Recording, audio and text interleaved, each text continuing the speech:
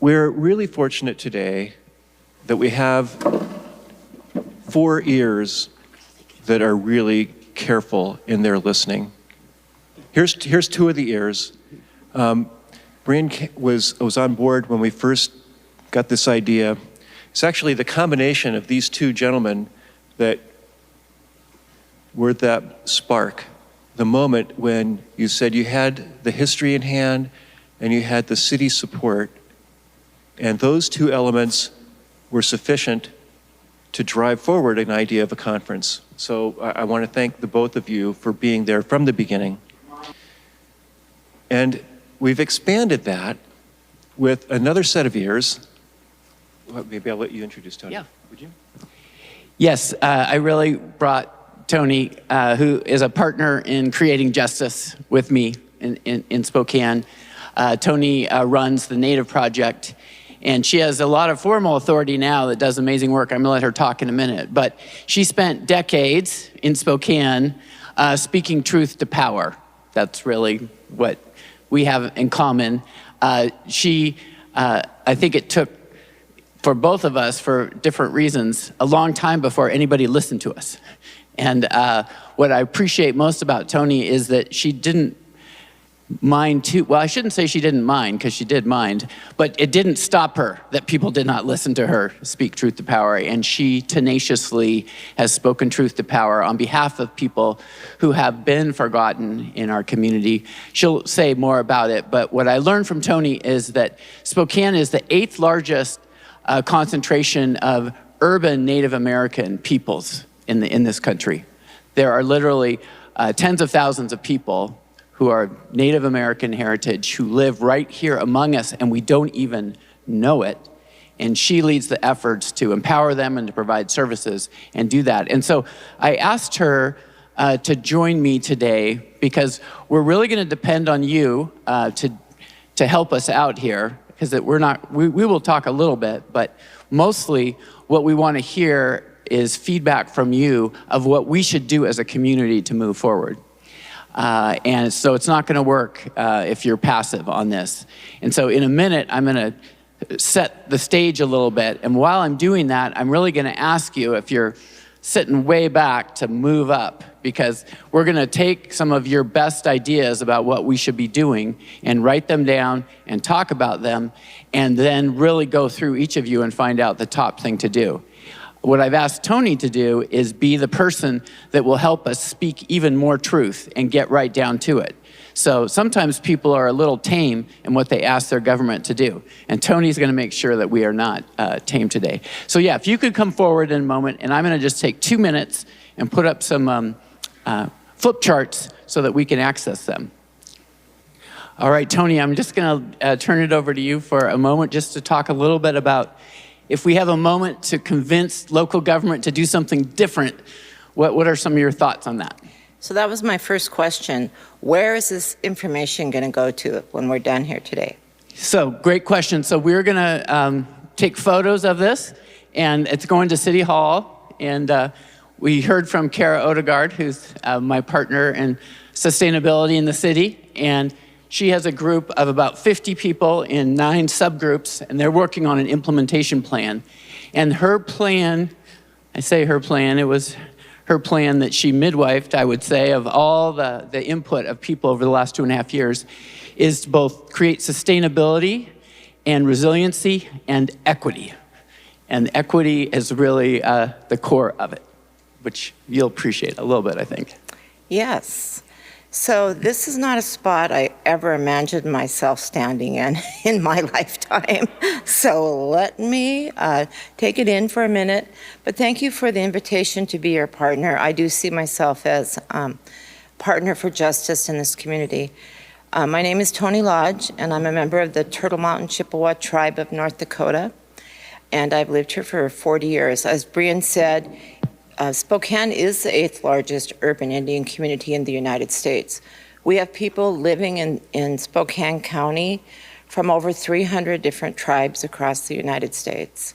After the 2020 census, our population grew about 11,000 people, so we have about 25,000 Native people living in Spokane, which makes us that's 5% of the population, makes us the largest ethnic minority now once again, we're the largest ethnic minority in Spokane County.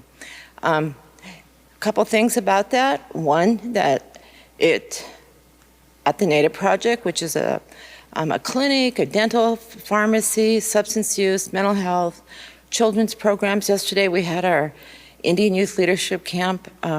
Concerns me because we have not done the planning. We did not know so many people were coming either to share our limited resources. That includes the earth, that includes the water, the air, the jobs, the schools, and to really think about how we are all in this together, and our numbers change and our circumstances are changing. Our unhoused community, we all are sharing in our relatives and our neighbors that are unhoused. So planning does have to look different. So I really appreciate this conversation, and I will try not to be intimidated by this to assist you in our conversation today. All right. Thank you, Tony. And before we start asking you of what is most important for us to work on as a city, I just wanted to reflect just a couple of thoughts over the years. I first came to Spokane for the Expo 74 affair, and I remember it clearly. I'd never been here before. I still have a little pot that I threw on a wheel with my name on it on my mantle from back in the day. But the next time I came back was to go to Whitworth College at the time, not Whitworth University, and I spent 4 great years there. And I was inspired by my professors and the students around me to believe that we could make a difference. That was the thing. That we had this metaphor that we were the salt of the earth, that we were going to season the earth for justice, and that somehow we would do that. And at that time, I had the belief that if we could just figure out the answer, the right answer, then we could save the world. No problem. I've spent the next 40 years of my life realizing that that is just really the first step, is figuring out the answer. And the real work is changing the minds and hearts of people to understand of why change would be important. And so that is my current vocation in the world, is helping people understand their history and their perspective, and using their language and their stories to persuade them that their minds and hearts could be a little bit different, and the world could be a better place for all people, and particularly those people who have been shut out of having agency and influence in the world for years and years for crazy reasons. So that is my current vocation. And despite all the tales of woe on climate, which are real and science-based, our one superpower as a species that I think might get us through is our ability to empathize with our human sisters and brothers, and with the animals and creatures and plants. That ability to empathize, it's what will motivate us, and we can change.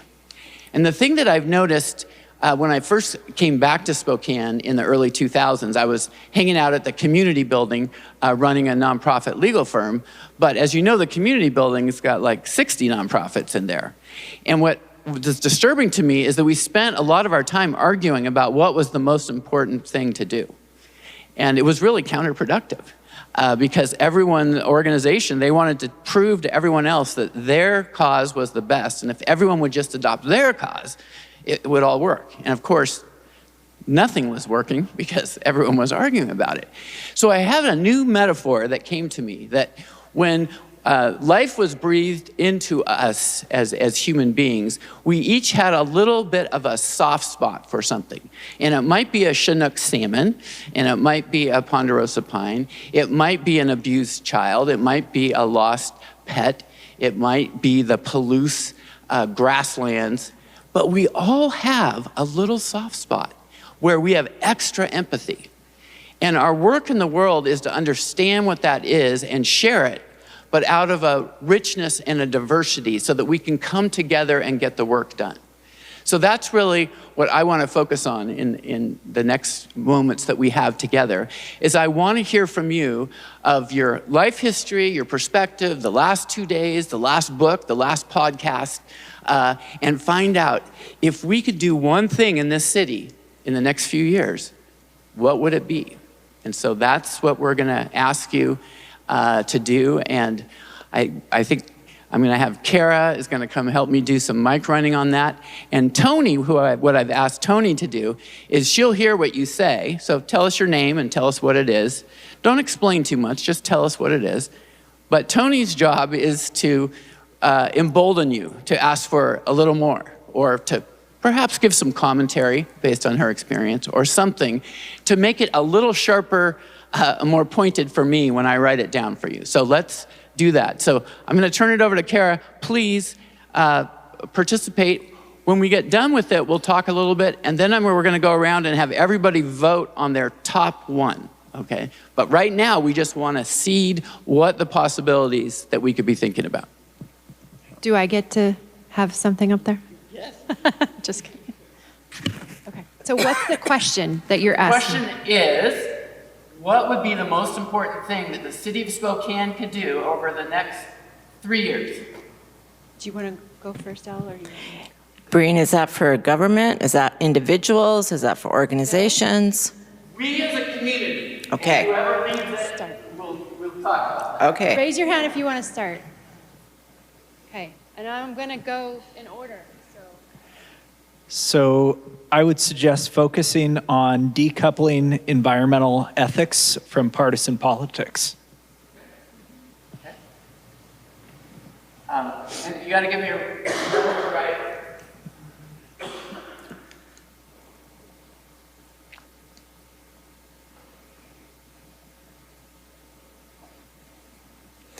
Governmental environmental ethics? Is that what you said? Yes. Okay. Okay. I don't know what that means, but we're going to figure that out. Okay, that's one. Do you want him to explain his, where are we short on time? Why don't you explain a little bit why? Yeah, so, so my name is Eric Makinson with Resource Synergy and Terra Preta. And sometimes I observe that the only folks talking about the environment, especially in a political environment, a political arena, sit left of the aisle and really trying to engage the more conservative politicians in crafting solutions will lead us to solutions that actually get through and actually pass versus getting caught in gridlock. Thanks. Do people understand that? Okay. Great.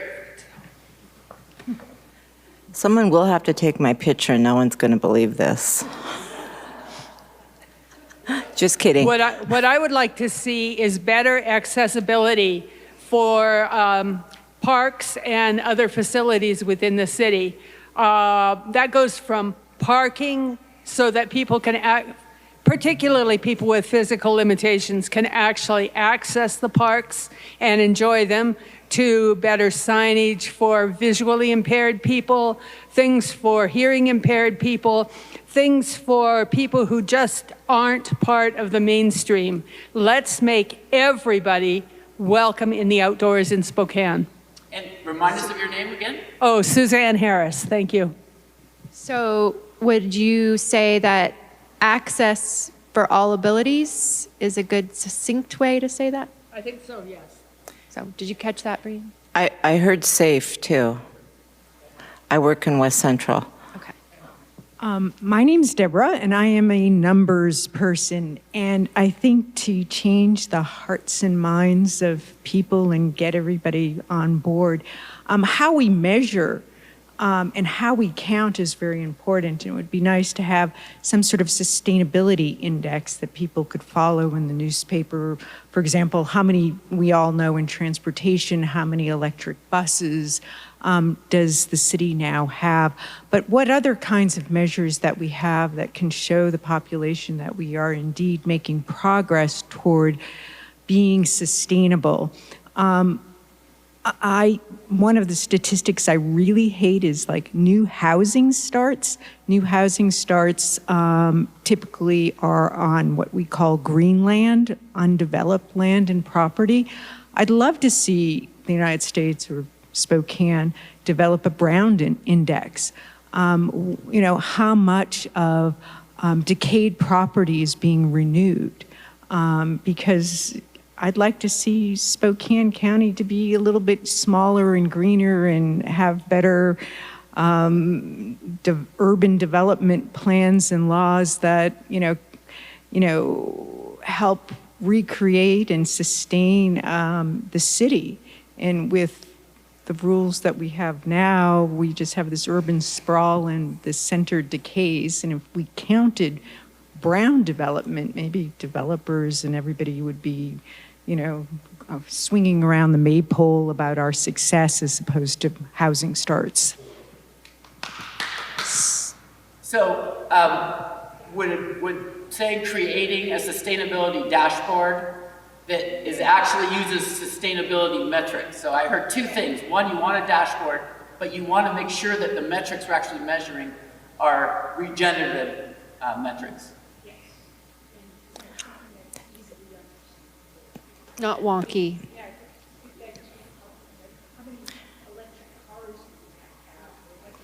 But I would also say white America loves historical buildings. When we talked about doing a new jail, I said, knock that ugly Disneyland thing down and put a jail there. They're like, oh my God, no. So if we can't build over old buildings because we love historical buildings, and why? They're just a building. Except for this one. This one I would not knock down. This one's pretty amazing. But it's true. Whose values value our properties? So I wrote down create a sustainability dashboard with accessible metrics. I'm going to say by chapter. Well, did we say all property is fair for building new places to live, new businesses? I mean, the zoning thing is really weird to me.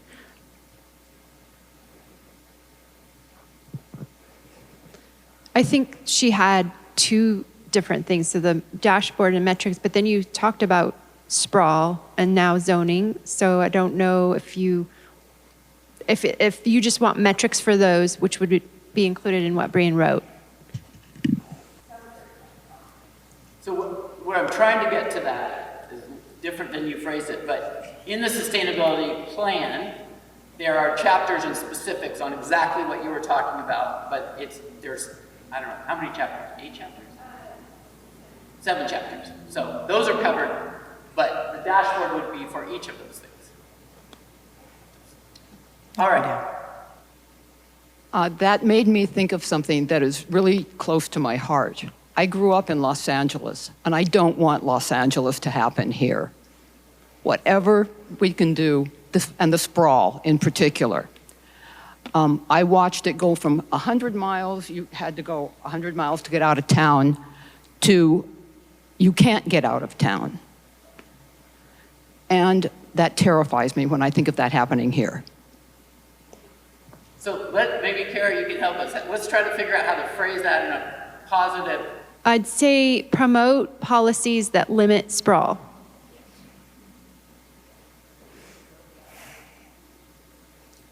You don't like that, Brian? Well, I'm wanting to say it, so like promote policies that would increase Increase urban density. and preserve open spaces. Yeah. I have a response to that. Jennifer Ogden, Spokane Park Board. We just finished our master plan. It's the first time in 11 years. It was supposed to be 10, but we had this thing called a pandemic. Just finished our master plan to update what Parks does next and get input from the citizens on what your priorities are for our city and its growth. And the number one thing we heard was preserve our green spaces and the equity of those green spaces. There are not enough parks in District 1. There's a lot of apartments up there in the Shiloh Hills area, not enough park space because the city didn't require developers to set aside parkland or green space when they developed all of those apartment buildings. And I would hope that the city council, and I'm wearing my citizen hat, Breen, and not my park board hat, I would hope that the city council would encourage developers or incentivize developers to incorporate green space in their development. Yeah. So, likely you can't read my writing because it's too small or it's too messy, but so what I have written down is promote policies that support density and values and preserves open wild spaces equitably. So, capture that. Do we add green spaces to that as well? Do we take the wild space out or add this green space in? Because there's an assumption there. Okay. Hi, my name is Ryan. So one thing I'd like to see in the community is having programs that help people get more of their basic needs met.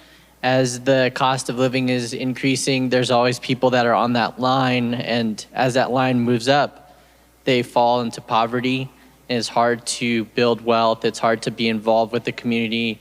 It's just like that hierarchy of needs. If you don't have your basic needs met, you can't really reinvest into the community. So that's something I would like to see. I'm going to take a shot at that, but I'm going to look for any support from Tony too. So, support people having their basic needs met, or more people having their basic needs met. Basic needs met for all? Okay. Needs met. Tony, what would you say? Oh, I have a lot of thoughts going through my mind. I'm thinking, does the city council and the county commissioners ever buy vacant properties? Or is that really for the capitalist investors to buy?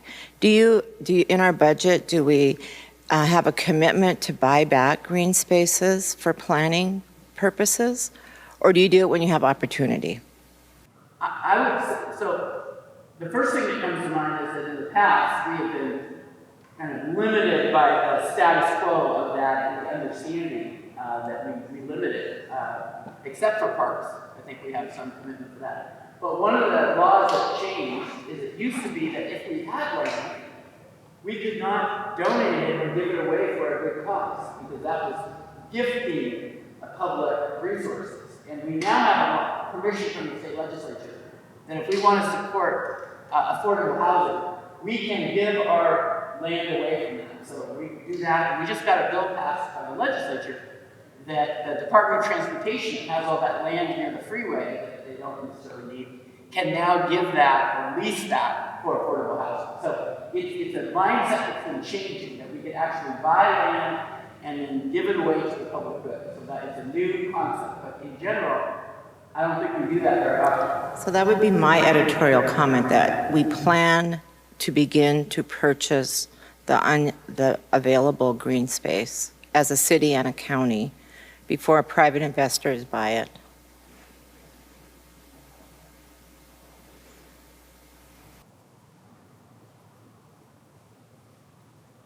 So just adding purchase that. Now getting back to Ryan, which was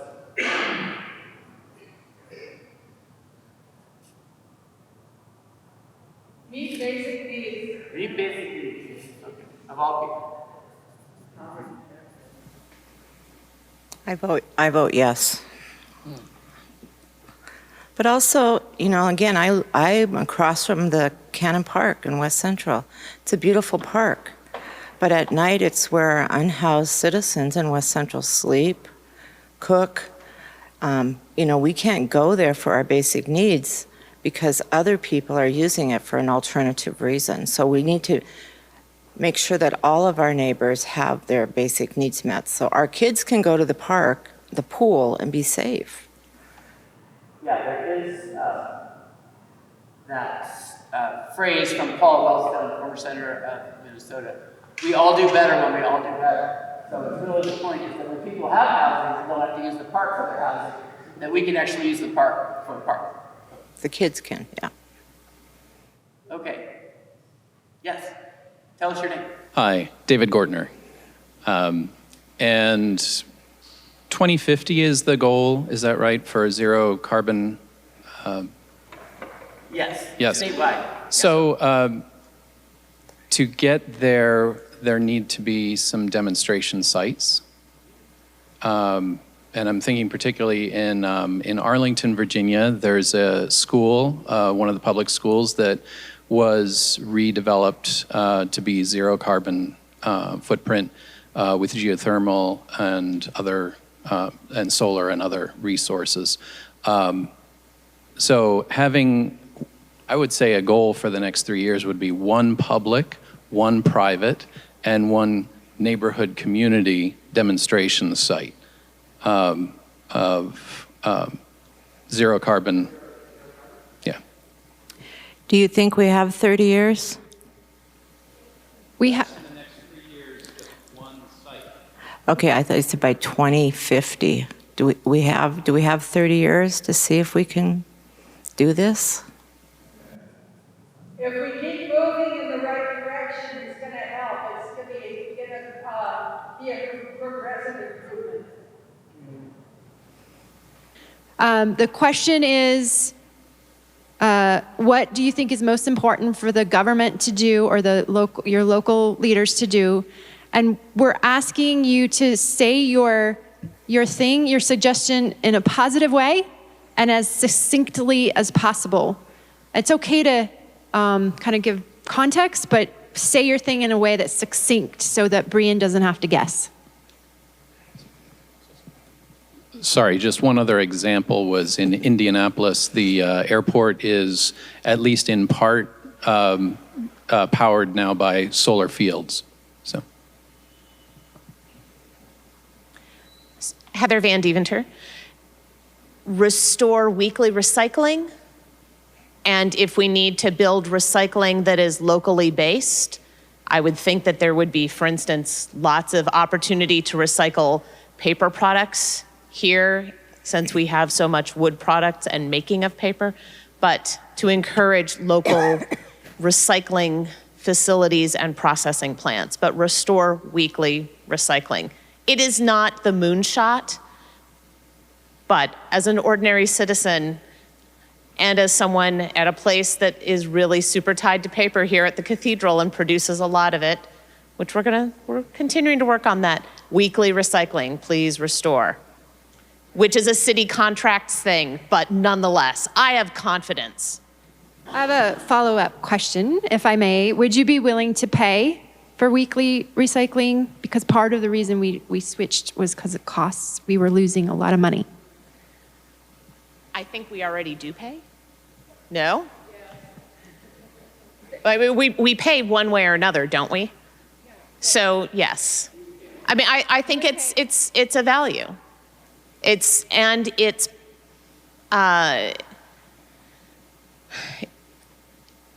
My fear is that more things will go into the trash if we do not have weekly recycling.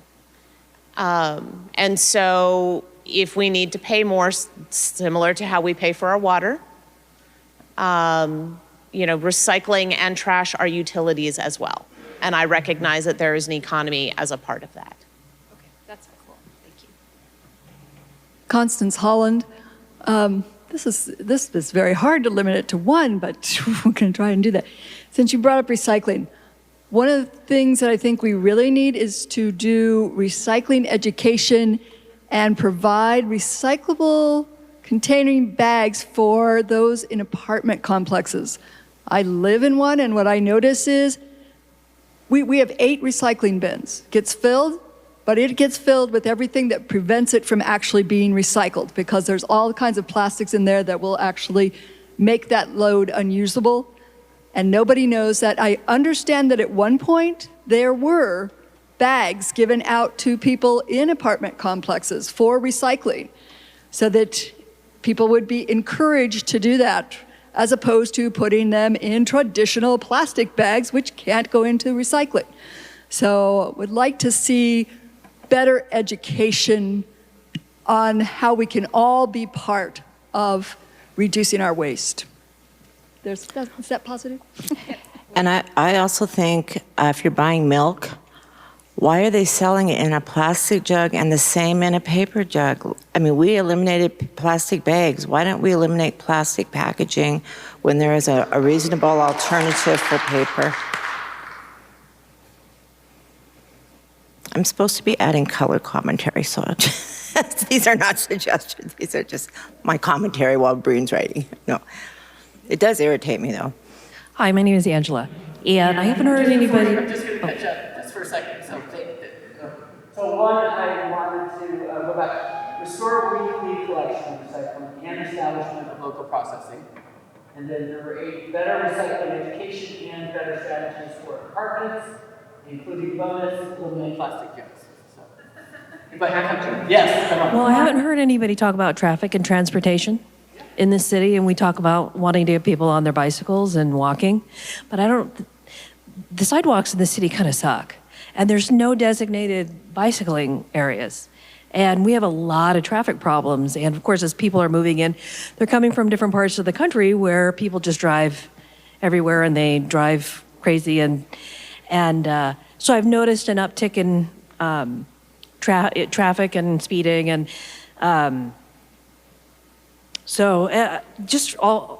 just a lot of problems. Like I lived on the south side here where there's lots of bike lanes, but most of the bicycling is recreational. I just moved to the north side in a working class neighborhood. People do bike a lot, but there's no bicycle lanes, so they're on the sidewalks. So now they're competing with the pedestrians. And the sidewalks are right up against busy streets, so there's no buffer, and so the sidewalks don't feel safe, and they're narrow, and now they're competing with bicyclists who don't want to be on the roads because there's no designated space for them. So I'm just confused as to how we can encourage people to walk and ride their bicycles. We have a pretty good bus system for the city this size, but as we grow, it's going to need to grow, and I just don't know if there's funding for it. But this really has to do with a lot of quality of life, because traffic tends to destroy quality of life and neighborhoods very quickly. So I'm going to rephrase potentially, increase protected bike lanes. Right, and well, the other thing too is we have everywhere in the city, people have taken to literally parking on sidewalks now, which is kind of like my pet peeve. And now it's illegal, but the city does nothing about it. And again, if the bicyclists are using the sidewalks, and people are parking on the sidewalks, it's not a very pedestrian-friendly city. If that makes sense. So safety? Yeah, So pedestrian safety. pedestrian and cycling safety. So I said increase protected bike lane miles to increase safety and use. And pedestrian safety. And using safety generic for both. Okay, John Wallingford. It took about 15 years for the country in Great Britain to switch their natural gas infrastructure, but they changed the whole country from one type of gas to a second type of gas. And I think we're at that transition now with electricity, with the electrification of as much as we can get. So my point would be for Spokane to undertake a hardening of our electrical grid so that when people switch to electric heat and the power goes out in the winter, they don't suffer through that 10-day period waiting for it to come back on. I'm going to say harden electric grid to support transition to 100% electricity, renewable electricity.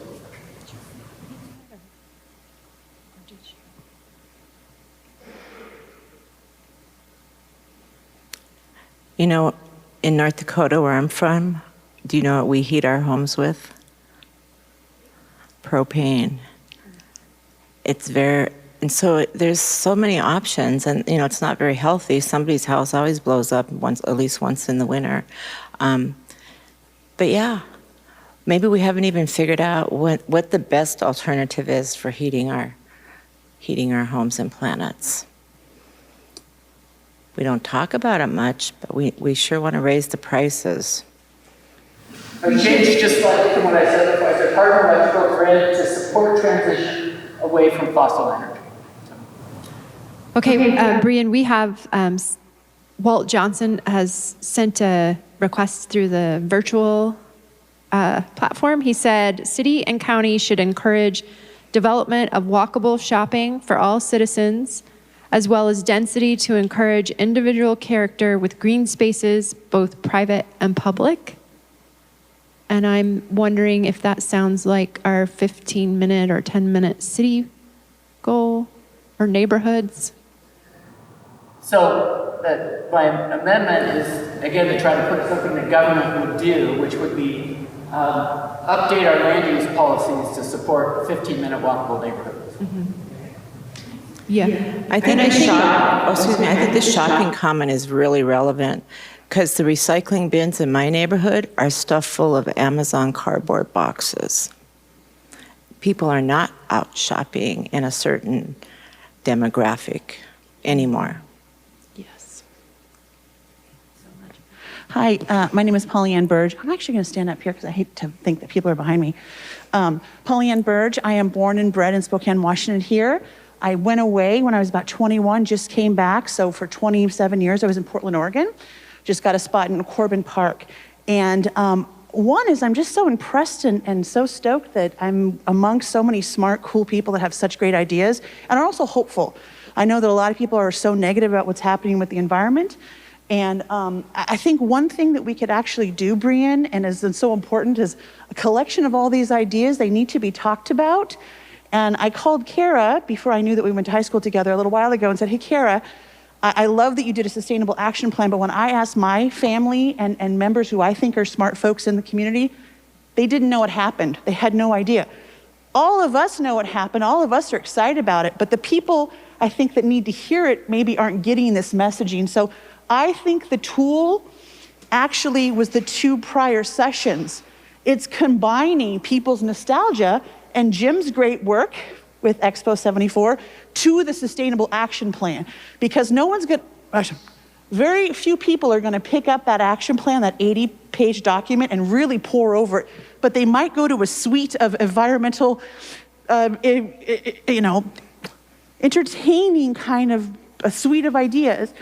And I'll give you one example, and I was listening in on a Parks, I don't know if it was Parks Board or Parks something, about what they were gonna do about the 50th. And there was a conversation about we're gonna have a sculpture of King Cole, which he sounds like a great dude. Like, his name alone is cool, right? Like, he seems like a cool guy.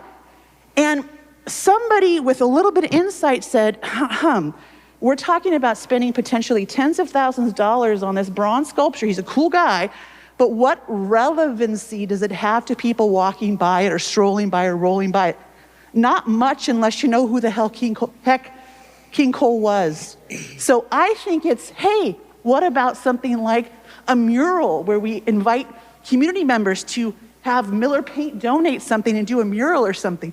It's those kind of connections between the storytelling that I think is really going to change the dial for people to change their environment and their behavior. So I think it's Expo and the plan together. Well, Polly-Ann, would you say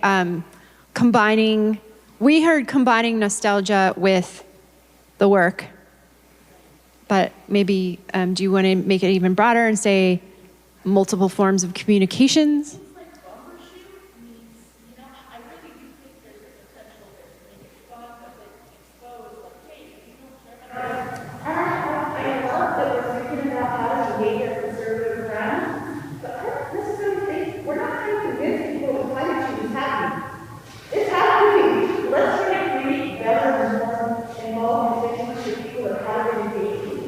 Well, here, let me throw this out. And one of the points I've been making lately is, I don't know if any of you have heard of the book out there, it's a science fiction book called Ministry for the Future, but it tells the story of how we solve climate change over the next 25 years. It's a very interesting novel because it's kind of what I would call hard science. It tells a story that's compelling with characters, but it tries all these different strategies.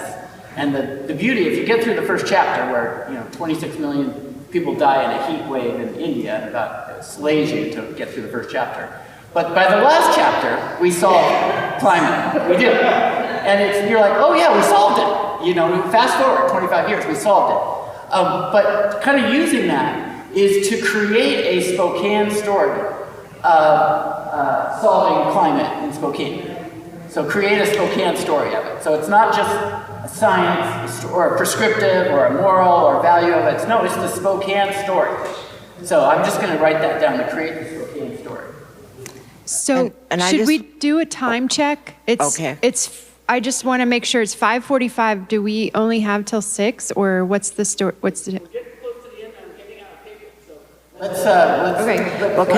just want to say about equity, statues are really a colonial construct. And let's not do them anymore. And the ones we got, let's take them down. Oh, statues. Statues. I was hearing statutes. Statute. Like equity laws. Okay, so here's the rule. There's at least 5 or 6 people with their hands up. You have to do popcorn because we're running out of time. So very quickly. Free public transportation. Yes, yes. Easy. Our fares only pay for 20% of our public transport, so it's sort of only symbolic that we're actually collecting. My name is Karen Byrne. Is this on? Yeah, it works better. Okay. And we got a dead space right here. Someday we're going to fix all that. We have done this combination of pulling a lot of different kinds of people together with a commitment to the environment and to creation. We are standing on Indigenous people's property, not property because they didn't think of it that way. And we had some speaking about that. One of the things I just learned from you, Tony, and I should have known it, is how big a Native population of all cultures live in our community.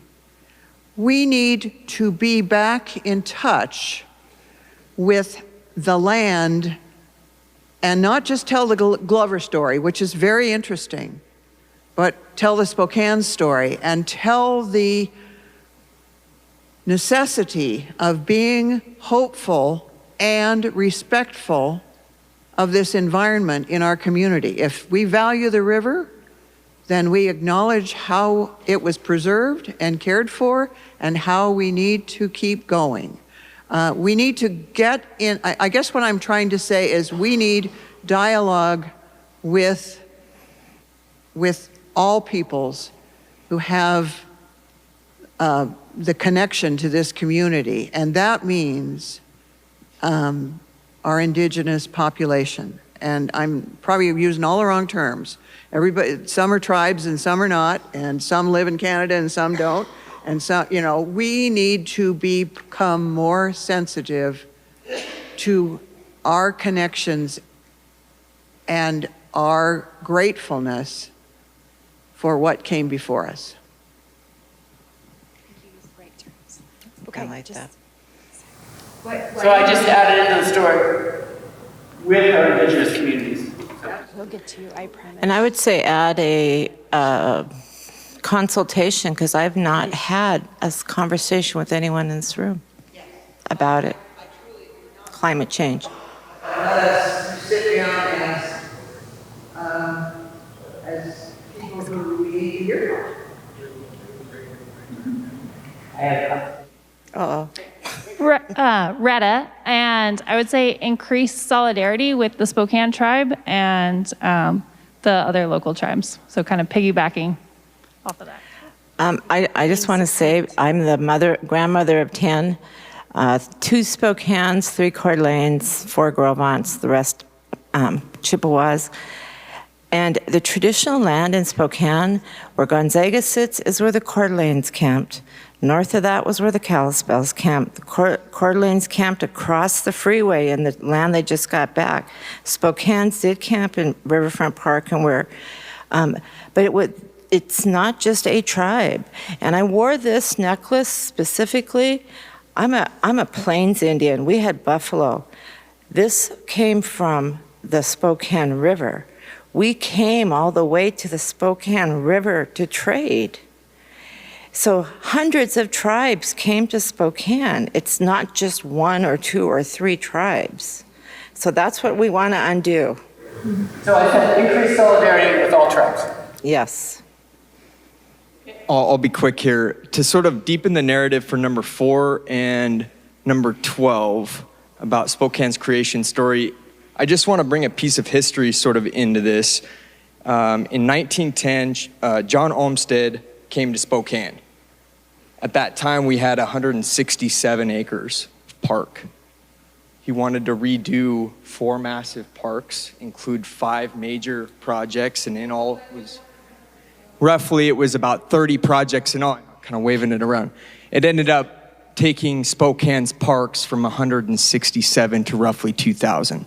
And it was done so in 1910 through a bond of $1 million. Now, I know $1 million then is different than today, but as we talk about stories and big ideas, especially as President Beggs is talking about in the next 3 years, just wanted to provide that piece of history and maybe provide opportunities to name Indigenous parks as part of that creation story. Beautifully. Okay. So just one last one to follow up on solidarity with our Indigenous elders and people on the land. There's other parts of the country where it's about land back, not just about dialogue. And so what does it look like if we actually have a specific purpose to that dialogue about restoring some sovereignty and co-creation of a new way of being here on the land? So it's a little different than just talking. And that is the City of Spokane's proposed Indigenous PDA. Is that what you call it, Breen? There is on the books actually created a public development, Native American. So the mechanism is there. We just got to do it. So thank you. It has no life has been breathed into it. That is. Mm-hmm. I am not from Spokane, so I was going to leave, but then I have learned a lot about Spokane and how many of these problems are problems of cities. And of all the things, like the electric grid has really got to be seriously protected from solar flares as well as weather conditions. But when it comes to the recycling, the problem is that we need to have industry stop creating plastic waste. Amen. Packaging. So I was very pleased that all of you celebrated the idea of the milk carton, but as there are other cities that say no cars in this neighborhood of shops so that people can walk and it's wheelchair accessible, as well as little cars for people like me that can't walk so far. We should have a packaging policy for things that come into your city that says if you don't provide a recyclable package, then provide an address so we can send it back to you. There is a name for that. And we supported that. Our city council supported that. The state legislature. It's called Extended Producer Responsibility, EPR. That's very succinct.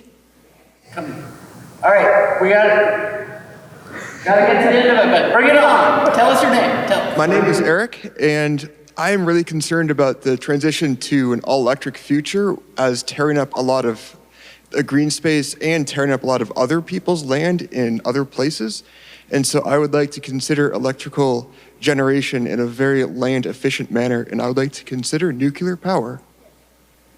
So I've got increased efficiency of power generation, including nuclear. Is that captured? All right. Okay.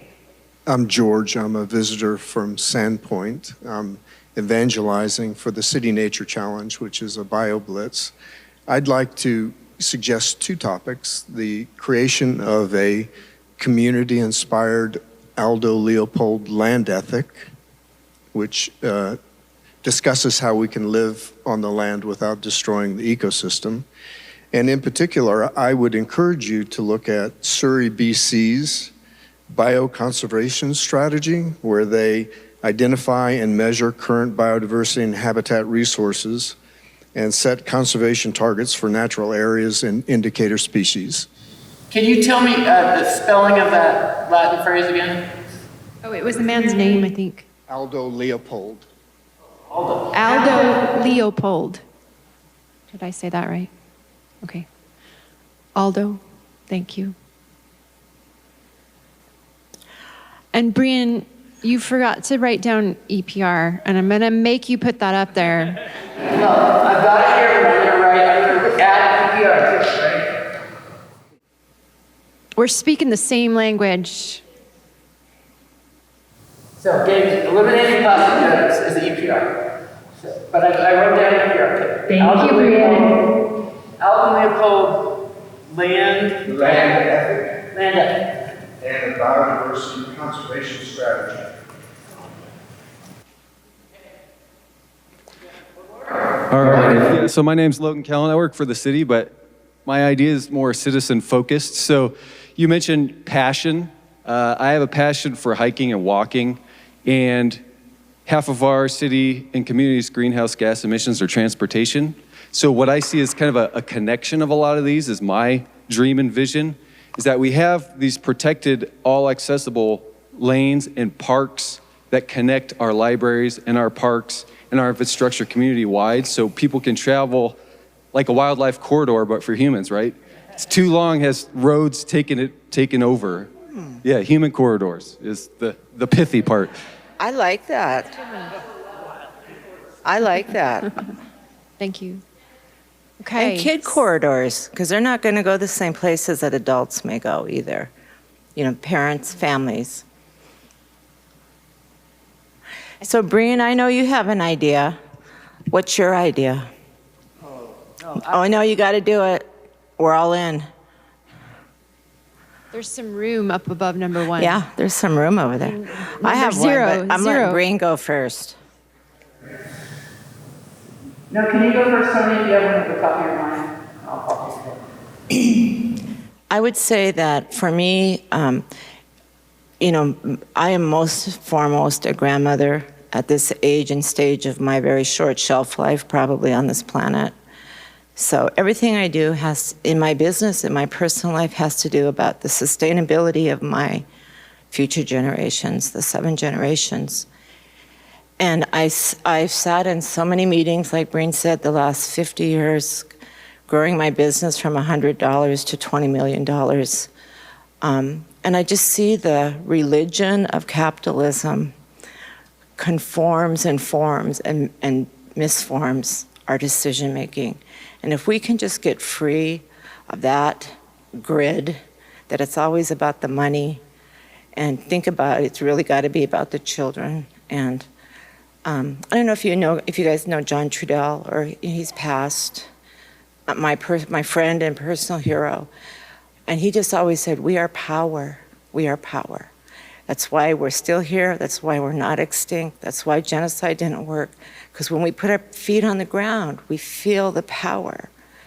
And that's what I wish we would all do at some point, to feel the power of the planet. You know, yesterday I took 50 kids out to Medical Lake and had Indian Youth Leadership Camp. We cut salmon, we smoked salmon, we learned about plants. And I thought, you know, the funding I got says, learn about drugs and alcohol prevention. I'm like, okay, I'm gonna learn about power and sustainability and the planet and bringing the salmon back and making the water clean. But but really thinking about the future generations. And we are power, so I know we can do this. I don't think we have 30 years, though. We can do this. So what's your wish, Breen? So I just moved beyond capitalism to regeneration for 7 generations. Yeah. Salmon. And children, salmon and children. I'm going to put not a very giant idea, but it's something that I think we could do that I've been working on, and that is to change the state utility laws and culture here in Spokane so that on every public building we have solar and we have gone through the building and retrofitted it for energy sufficiency in that. So it's just a working example, visible, and it'll save money for us too, so it's good for taxpayers, but that we just show it everywhere, all our schools, public facilities district. Imagine the Opera House with that giant roof with a big solar just right there. So Imagine my house with solar panels.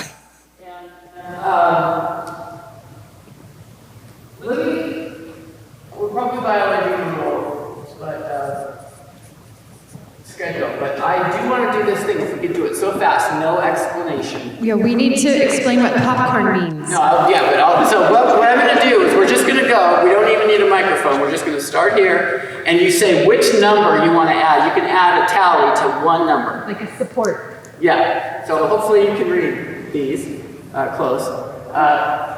So we're just going to do that, and then that'll just give us a little bit of just a snapshot of, because these are all great ideas, and thankfully most of you added to these ideas, which was beyond my expectations, so thank you for fully participating. But let's just find out, we just kind of see how it is. So you got to pick one, that's hard. They should all be there. Can you read them? Nobody can read them. Okay. Well, but so why don't you let them? Yeah, time to stand up. Move your earth. We've been sitting for an hour.